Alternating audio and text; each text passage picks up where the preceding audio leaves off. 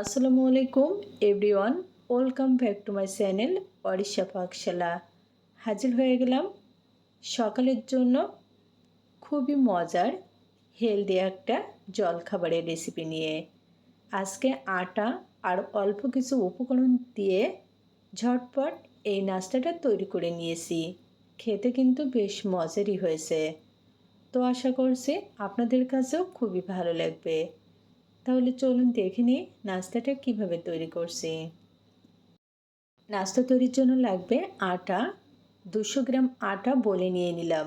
নিয়ে নিচ্ছি স্বাদ মতো লবণ, হাফ টি টেবিল চামচ ভাজা জিরার গুঁড়া, হাফ টি টেবিল চামচ আস্ত জিরা, অল্প একটু কালো গোলমরিচের গুঁড়া, মিডিয়াম সাইজের একটা পেঁয়াজ কুচি, পছন্দ মতো কাঁচামরিচ কুচি, পরিমাণ মতো ধনিয়া পাতা কুচি।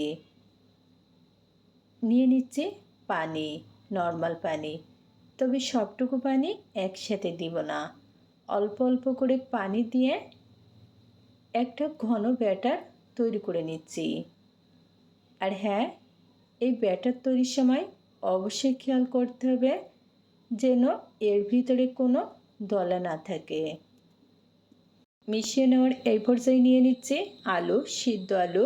একটা আলুর অর্ধেকটা গ্রেটারে গ্রেট করে নিয়েছি।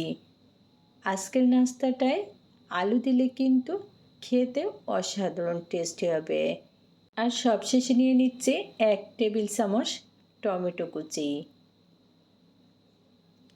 এখানে আমি আমার পছন্দ মতো সবজি নিয়ে নিলাম। আপনারা চাইলে কিন্তু এখানে গাজর অ্যাড করতে পারেন।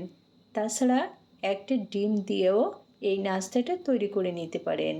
ব্যাটার অনেকটা ঘন মনে হচ্ছে, এই জন্য আবারও অল্প একটু পানি দিয়ে দিলাম। ফাইনালি এবার ব্যাটারটা রেডি। এই ব্যাটার কিন্তু খুব বেশি পাতলা হবে না, এরকম ঘন হবে।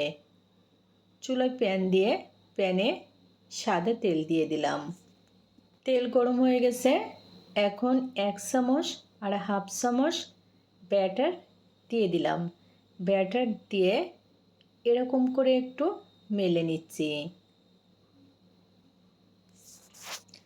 আর হ্যাঁ, এই পর্যায়ে কিন্তু চুলার আঁচটা মিডিয়াম টু লোতে রাখতে হবে। এখন 1 থেকে 2 মিনিট মতো ওয়েট করব। দেখুন উপরটা কিন্তু শুকিয়ে গেছে, তো উল্টে নিচ্ছি। আজকের নাস্তাটা কিন্তু খুবই হেলদি আর সকালের জন্য খুবই মজার ঝটপট একটা নাস্তার রেসিপি। তো বরাবরের মতো আজকেও আমি আপনাদের কাছে অনুরোধ করছি, যদি নাস্তার রেসিপিটা ভালো লাগে অবশ্যই চ্যানেল সাবস্ক্রাইব করে পাশে থাকবেন। দেখুন বেশ কয়েকবার উল্টো পাল্টে ভেজে নেওয়ার ফলে নাস্তায় কিন্তু খুবই সুন্দর কালার চলে এসেছে। আর সেই সাথে আমার নাস্তাটাও ভালোভাবে ভাজা হয়ে গেছে।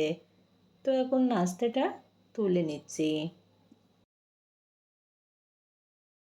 সকালবেলা ঝটপট মজার কোনো হেলদি রেসিপি খেতে চাইলে আজকের রেসিপিটা ট্রাই করতে পারেন। তৈরি করা যেমন সহজ, উপকরণও খুবই কম। তো আজকের মতো এখানে বিদায় নিচ্ছে। আবারও দেখা হবে নতুন কোনো রেসিপি নিয়ে। আল্লাহ হাফেজ।